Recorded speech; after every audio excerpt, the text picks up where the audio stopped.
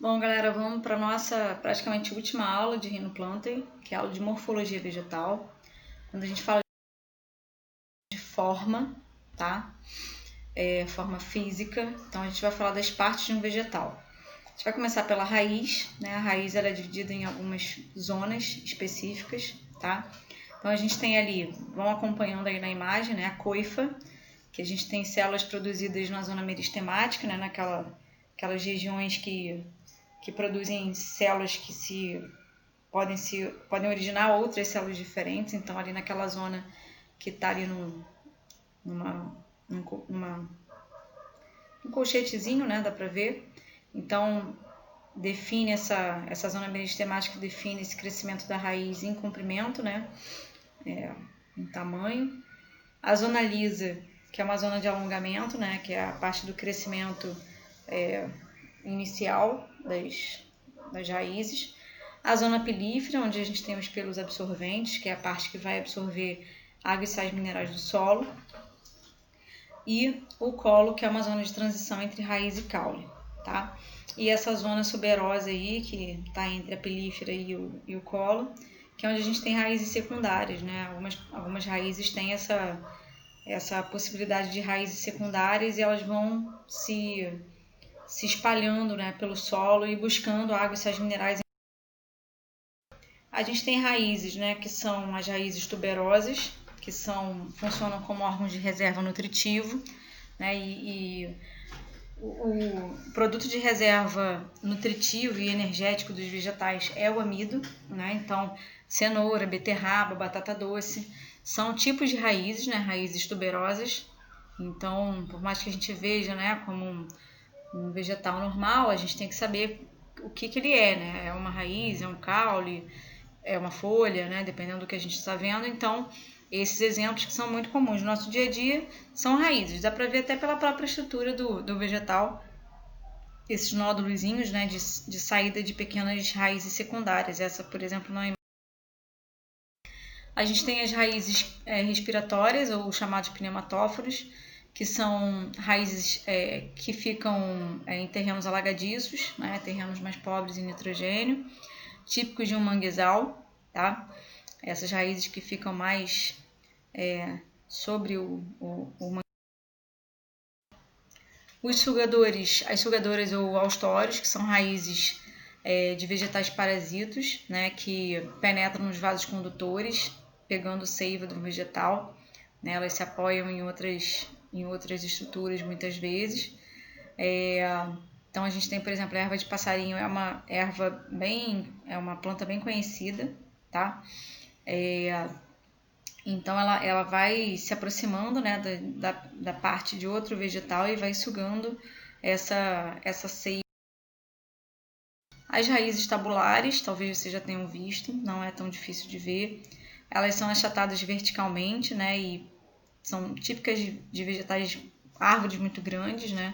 Elas dão estabilidade para um vegetal, para uma planta que é muito grande, né, e que tem um porte muito grande, e também aumentam a superfície respiratória. As raízes de suporte ou escoras, que também são chamadas de raízes adventícias, que partem diretamente do caule e têm por função aumentar a base de sustentação do vegetal. Então ela não precisa começar lá do finalzinho do vegetal, que é no solo já, ela começa lá pelo caule, tá? Também típico em terrenos alagadiços, em algumas vezes também em manguezais. Existem algumas tradicionais e conhecidas, né, que são milho, samambaia, cana-de-açúcar tem. As raízes aéreas, que ocorrem em plantas epífitas, plantas que usam outras como suporte, mas não exatamente, né? Nem toda planta epífita ela causa algum mal, algum dano para a planta que ela está fazendo suporte, né? Então, orquídeas, bromélias são plantas epífitas, mas que não exatamente causam mal para essa planta maior em que ela está escorada, tá? Bom, já os caules, eles atuam como uma estrutura de ligação, né, entre raízes e folhas, ele está ali exatamente no meio, é onde passam os vasos condutores de seiva, tem como funções sustentação de ramos, de folhas e de frutos, auxiliam no processo de respiração, de fotossíntese e de armazenamento de nutrientes, apresentam gemas e botões caulinares. Então, são as gemas apicais e gemas laterais. As gemas apicais são aquelas que estão no ápice, lá no topo dos caules. E as gemas laterais são aquelas que estão nas laterais, que formam os brotos laterais, ou os galhos. A gente tem os caules aéreos, né, que são os troncos muito conhecidos, né, os mais comuns, eretos, lenhosos, ramificados. Então, os gimnospermas, angiospermas, têm esses caules em forma de tronco normal, né? A gente tem também as hastes, o próprio nome diz, né, ele é mais que é um caule mais flexível, né, ramificado, mais delicado. Então, ele não é um caule de uma planta superior, né, uma planta grande, né, que tem um porte. O stipe, que é um caule cilíndrico, sem muita ramificação, mas tendo ramificação só lá na extremidade, lá no alto, no topo dessa árvore. Então, palmito, babaçu. O colmo, que são caules ramificados que tem nós e entrenós, né? Então, essas nervuras aqui entre essa cana-de-açúcar, né, por exemplo, ele é chamado de nó. Então, cada tracinho desse no meio é um nó e entre os traços são os entrenós. Temos também os estolhões, que são caules que rastejam sobre o solo, né? Emitem algumas raízes adventícias aí, com contato com o solo. Algumas plantas trepadeiras também possuem esse tipo de caule, que é o estolhão, que ele se envolve lá em outros caules, né? Então, como o maracujá, por exemplo, não sei se... Temos os caules subterrâneos, né? A gente tinha os aéreos, a gente tem os subterrâneos, como o tipo de rizoma, que é um caule que se desenvolve paralelamente à superfície. Então, podem surgir ali até folhas, né, aéreas, então samambaias e bananeiras. Tem esses... Os tubérculos, que a gente também conhece, né, no nosso dia a dia, que são caules que também têm substâncias nutritivas, né, que apresentam gemas laterais visíveis. Você consegue ver isso no próprio vegetal, né, na batata inglesa e no inhame. Temos os bulbos, que são estruturas mais complexas, né, que têm várias camadas, né, formadas por caule e por folhas subterrâneas modificadas. Temos o bulbo simples, que é a cebola, que tem uma parte central, do qual partem certas folhas, e a parte inferior partem as raízes. Então, é como se ele fosse uma estrutura vegetal única, né? E o bulbo composto, que é o alho, né, em que cada dente corresponde a um pequeno bulbo, por isso que ele tem vários dentes. Bom, falando das folhas, as folhas são órgãos especialmente adaptados à transpiração, gutação, respiração e fotossíntese, tá? Então, a planta transpira, perde água pela transpiração, pela gutação, quando aparecem aquelas gotículas de água em cima das folhas, né? A respiração e fotossíntese. Elas podem ser classificadas, né? Elas podem ser classificadas em relação à duração. Então, folhas podem ser perenes, que são folhas persistentes, se mantêm durante muito tempo. E as folhas caducas, que são folhas que caem, né, com mais facilidade, e elas deixam uma cicatriz nessa região em que caiu, tá? Uma folha em si, na estrutura da folha, ela possui certas partes, né? Então, a gente tem aqui um limbo, tá? Que é essa parte verde, né, mais intenso, que a gente vê com facilidade. O pecíolo, que é como se fosse, a gente chamasse vulgarmente do cabo da folha, tá? A bainha, que é a parte em que ela se prende ao galho principal, ao caule, né? As estípulas, em algumas situações, e as nervuras, né? Que a gente nem coloquei ali, que é essa nervura principal, que ela pode ter essa principal e outras secundárias, são essas folhas perinérveas aqui, ou também podem...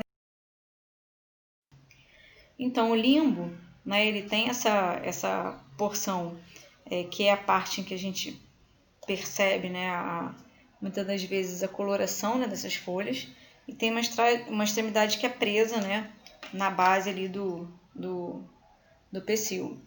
O limbo, ele tem denominações, né, inclusive, dependendo do tipo de folha que ele se apresentar, né? Então temos folhas complexas, incompletas, completas, incompletas, séssil, que é fixa, tá vendo?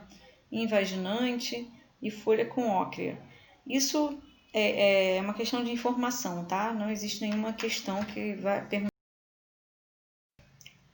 O pecíolo, essa região cilíndrica, né, inflexível, que sustenta as folhas, então, como eu falei, a gente chama meio que de... A bainha, essa conexão com... E as estípulas, né, são expansões laterais que nem todo vegetal a gente consegue ver, tá? Mas é a região ali em que ela se prende, né, ao caule da... Algumas folhas podem ou não apresentar partes características, né? Então, você pode ter as folhas, né, que são pecioladas, né, que se inserem diretamente no caule. As sésseis, né, que são essas como se fossem fixas. As invaginantes, só ir acompanhando na imagem, né? A bainha se desenvolve diretamente ali no caule, né? Não tem um pecíolo, não tem aquele cabinho, como o milho, né? Isso aqui lembra claramente o milho. E a gente tem aquelas nervuras, né? Isso aqui é importante saber, porque isso define lá monocotiledôneas e dicotiledôneas. A gente falou isso na outra aula. Né? As nervuras que são paralelinérveas, né? Ou paralelas, né? São as típicas de monocotiledôneas. E as perinérveas de dicotiledôneas. Então, paralelinérveas porque as nervuras estão paralelas umas às outras. Perinérveas porque eu tenho uma nervura principal e outras nervuras.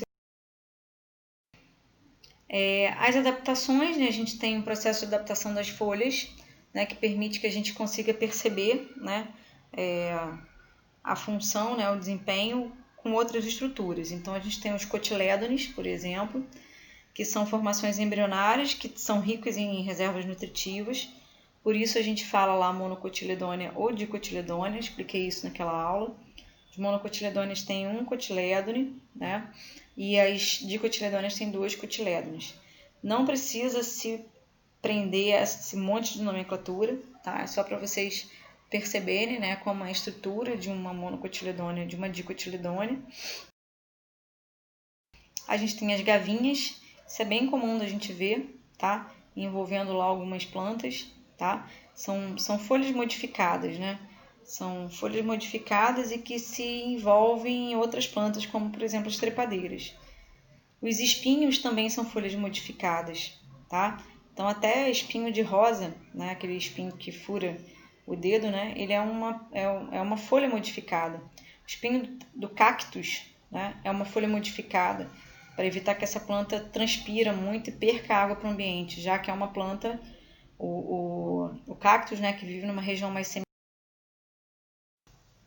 As brácteas são folhas existentes na base das flores, tá? Então, quando são... Em algumas situações elas são coloridas, né, e são muito atraentes para a gente polinizadores. Então, essas imagens aqui então, são folhas modificadas, essas que estão em cor, em vermelho. A gente olha, a gente acha que é uma flor, né, mas não é, é uma folha modificada. Então, tá vendo como a gente tem muitas coisas que a gente não sabe exatamente, né? Folha modificada, fruto modificado, tá? Os catáfilos, que também são folhas modificadas, né? São folhas reduzidas, que protegem as gemas caulinárias. Então, a gente tem as cebolas e os alhos, que são desenvolvidos e armazenam substâncias nutritivas. Mas você tem uma série de partes, né? Então, você vê que uma própria estrutura, você vê uma região de raiz, você vê uma região que seria praticamente, né, um caule em cima, mas que tem essas estruturas como se fossem camadas que são... Temos as folhas que são adaptadas também, que são as folhas de plantas insetívoras ou carnívoras, né? O certo é falar que são insetívoras. São plantas que dependem de outra fonte nutritiva, né? Fora fazer fotossíntese, né? Então, a gente tem plantas aí que atraem insetos, seres polinizadores, né? Insetos principalmente. Algumas são grandes, até pequenos pássaros, elas conseguem fazer esse... Bom, os frutos, né, são órgãos encontrados somente nas angiospermas, com finalidade protetora e também de dispersar as sementes. Elas são considerados órgãos reprodutores, né, desses vegetais, e ele se desenvolve no ovário floral. qualquer parte que não se desenvolva do ovário floral, do receptáculo, do pedúnculo floral, ele é considerado um pseudofruto. Então, nem todo fruto que a gente come, né, como um fruto ou uma fruta que a gente fala, ele não exatamente é um fruto verdadeiro, tá? O fruto é dividido nessas 3 partes, né? Então a gente tem um epicarpo, que é a parte da casca, né, mais externo, um mesocarpo, que é a parte do meio, né, mais carnosa, e o endocarpo, que é a parte mais interna. Os frutos são classificados, né, dessa maneira, ou são carnosos ou são secos. Os frutos carnosos se desenvolvem em forma de baga, como quando tem muitas sementes, ou em forma de drupa, quando só tem uma semente. E os frutos secos, eles podem ser classificados em indecentes ou deiscentes. Indecentes porque eles não se abrem quando maduros, e deiscentes quando se abrem quando maduros, tá? Então, é deiscentes ou indeiscentes. A deiscência tem a ver com a abertura. Bom, os frutos carnosos do tipo baga, né? Porque tem lá várias sementes, né? Os frutos carnosos do tipo drupa.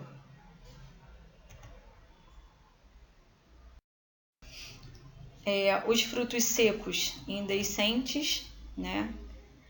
Talvez alguns de vocês não percebam até como frutos, né?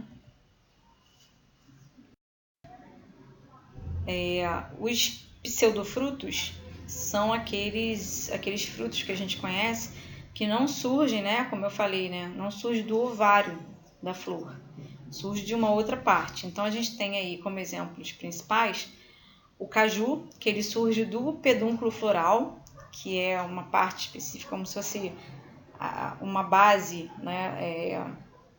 Uma parte específica dessa flor, mas não do ovário. Então, na realidade, a parte carnosa que a gente come, né, do caju, ela é um pedúnculo floral, ela não é um fruto verdadeiro. O fruto verdadeiro, no caso do caju, é a castanha, tá? Ele surge do ovário floral. A maçã e a pera, eles surgem do receptáculo floral, é como se fosse aquela base, né, verdinha que está abaixo de uma flor. Então, ambos são considerados pseudofrutos, tá? Assim como o morango também, que é um pseudofruto, mas ele é um... As sementes nada mais são do que óvulos fecundados, né? Então ela tem a parte do tegumento e tem a parte da amêndoa.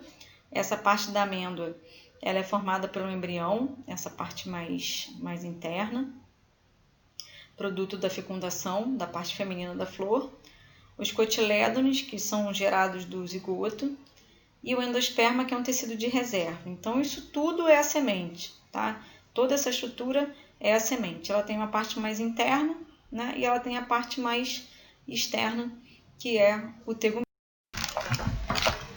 Bom, para a gente encerrar essa parte do Reino Plantae, eu vou só dar uma complementada, né, nesse último slide da última aula que eu passei para vocês, que fala um pouquinho da parte mais fisiológica do vegetal sobre absorção e transporte. Parte importante para a gente poder fechar, né, essa parte da fisiologia, estuda as funções, né? Fisiologia é isso, estudo de funções dos órgãos e do sistema como um todo desse vegetal. Então, a gente falou lá, né, que os xilema e floema são tecidos que são responsáveis pelo transporte de seiva, né? E aí, principalmente quando a gente fala de xilema, né? Quando a gente fala de xilema, a gente está falando do transporte de seiva bruta, que é a água e sais minerais, né? Então a entrada de água e sais minerais entra pela zona pilífera, né? Presente nas raízes desse vegetal. Essa água entra por osmose, né? E os minerais por transporte ativo, porque a água, né? A osmose é justamente o processo de transporte da água em si, né? E os minerais são solutos, não são solventes, por isso eles entram por transporte ativo. Essa água por osmose vai se mover através das células, né, até chegar no vaso, né, do xilema, assim como os sais minerais também vão se locomover até chegar no xilema.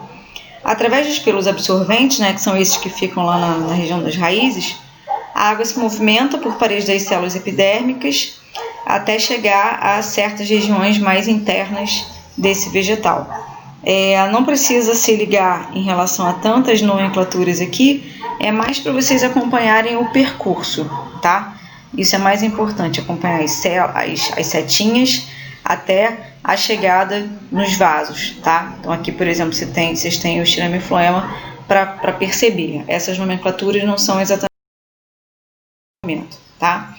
Então a sequência do caminho percorrido pela seiva bruta até o xilema é pelos absorventes, epiderme, córtex, endoderme e periciclo. Então é uma sequência, né, de tecidos, né, de estruturas, até se chegar nessa parte interna, né, que é a parte que tem os vasos do xilema. Os vasos do xilema, esse desenho aqui está mais embrutecido, tá? Não é exatamente nesse formato, mas aqui é mais para vocês verem que o xilema são vasos mais internos do que o floema, que são os vasos mais externos, tá? Então, para que essas plantas se desenvolvam, né, normalmente, elas precisam de macro e de micronutrientes. Os macronutrientes, então, em que elas precisam de maior quantidade são o nitrogênio, fósforo, potássio, cálcio, enxofre e magnésio. Então, lembrando aqui que o nitrogênio, que é um dos mais importantes, a gente está até no momento aí que tem se falado muito sobre isso, até nas reportagens, esse nitrogênio só é absorvido pelos vegetais por conta de bactérias que ficam nas raízes das leguminosas e conseguem absorver esse nitrogênio atmosférico. A maior parte da nossa atmosfera terrestre ela é composta de nitrogênio atmosférico. 78% da atmosfera é de nitrogênio. Por mais que a gente tenha uma sensação que seja de oxigênio, mas não é. E aí, por exemplo, como que a gente absorve esse nitrogênio? A gente só consegue absorver esse nitrogênio por conta da passagem dele pela cadeia alimentar. Então, isso tem todo um ciclo, tá? O nitrogênio, ele é absorvido por essas bactérias que ficam nas raízes de plantas leguminosas. Eles vão se transformando, ele vai se transformando em nitrogênio, em amônia, em nitrito, nitrato. É absorvido de novo pelos vegetais, pelas raízes, e ele passa pela alimentação, né, quando a gente se alimenta dos vegetais, e chega até nós, tá? Então é um macronutriente super importante. Já os micronutrientes, em que eles precisam em menor quantidade, a gente tem o ferro, o cloro, o cobre, o boro, o zinco, o manganês e o molibdênio, tá? Então a gente tem aqui algumas características, né, que a gente consegue perceber em alguns vegetais, tanto é que cada folha está colocando alguma característica para que seja um pouco mais perceptível, né? Então, o cálcio, por exemplo, folhas novas com uma formação sem crescimento necessitam realmente desse cálcio para que mantenham a cor mais verde. O nitrogênio, né, tem essa cor que deixa o vegetal com essa cor mais verde claro, né, e os vegetais inferiores mais amareladas. O CO2 deixa algumas manchas brancas nas folhas. O fosfato, que também é super importante, as folhas mais escuras que o normal, né, se ela tiver um nível acentuado. O ferro, folhas novas em tons amarelados, brancos com veios verdes, né, então é a característica de uma folha com bastante ferro. É óbvio que isso vai depender de que planta a gente está falando, né? Potássio com bordas e pontas amareladas, mas no meio um pouco mais escuras. Manganês, pontos brancos. Magnésio, folhas mais baixas, ficando mais amareladas de fora para. Nas plantas vasculares, né, que são as plantas que têm vaso condutor, existem tecidos especializados, né, que a gente já falou, né? Então, só para a gente relembrar um pouquinho as nomenclaturas. Então, xilema ou lenho, transporte de seiva bruta, que é água e sais minerais. Então, a gente pode falar xilema ou vasos lenhosos, né, ou lenho. Floema, que é a passagem de seiva elaborada, que é o floema, ou líber, ou vasos liber. Então, ocorre que o xilema é apenas um tubo condutor, que nada pode fazer para que a água possa chegar a uma altura de 100 metros, por exemplo. Então, o xilema, né, que é a água e sais minerais, ela sobe contra a ação da gravidade, né? E isso é uma dificuldade para esse vegetal. Quanto maior esse vegetal, mais difícil, né? E existem alguns mecanismos que tentam facilitar essa subida de seiva pelo xilema. Então, por exemplo, pressão positiva da raiz. Então, a teoria da tensão-coesão, a gente tem lá a ponta das raízes, né? A gente tem células, né, ao longo desses vasos condutores espalhados pelos caules. Então, uma planta, quando ela transpira, né, ela também auxilia nesse processo. Transpirar significa perder água, né? Isso traduz um déficit de água para esse vegetal.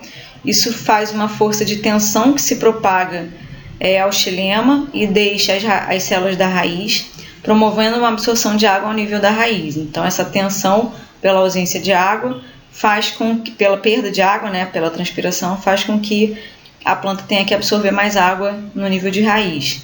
Essas moléculas de água, elas têm uma força de coesão, né, elas vão se tornando coesas, ficando muito próximas, né, via pontes de hidrogênio, e elas vão se aderindo umas moléculas às outras, e isso vai fazendo uma força de adesão, e elas vão subindo por uma coluna d'água, tá? Isso facilita a subida contra a ação, né, da gravidade. A abertura dos estômatos também, né? Quanto mais abertos os estômatos estão, mais essa planta está transpirando, né? Então isso permite que essa água suba com mais facilidade para evitar uma desidratação desse vegetal, tá? Então, resumindo, né, a transpiração que é feita lá pelos estômatos permite que essa água seja liberada para o ambiente. Através da coesão se faz essa coluna d'água, né, para a subida de água, em que essas moléculas vão se unindo por pontes de hidrogênio, e a tensão por conta dessa pressão por falta de água, né, a gente vai ter a possibilidade de entrada de água pela raiz através de um processo de osmose, que é a passagem de água, né, o transporte de água, seja lá em qualquer situação que a gente estiver falando do processo